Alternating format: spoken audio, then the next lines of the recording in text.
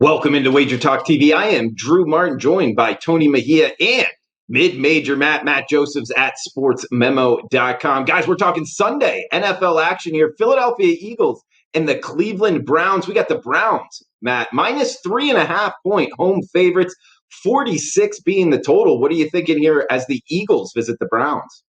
Well, I mean, look, the folks at this website have a great sense of humor putting me on the Eagles game for this one. And so, look, I'm actually one of the honest ones. I had the Giants over the weekend.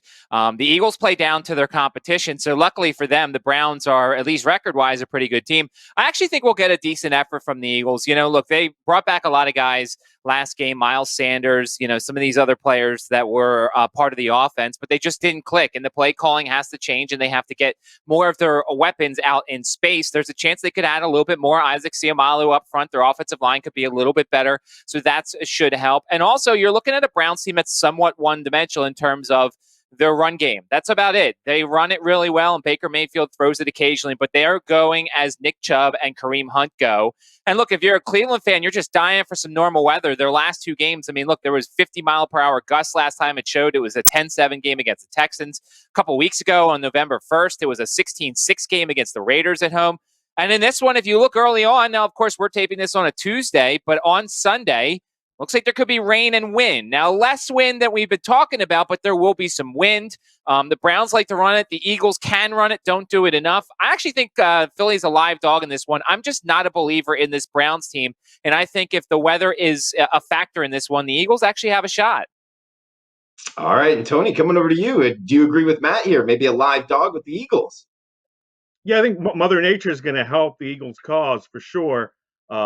Maybe it'll keep them from having the ball in Carson Wentz's hand so much to where he makes poor decisions, which is what he's done all season. Maybe with Miles Sanders back in a full week under his belt, they'll go ahead and use him and Boston Scott and really navigate what should be another rainy situation, sloppy weather.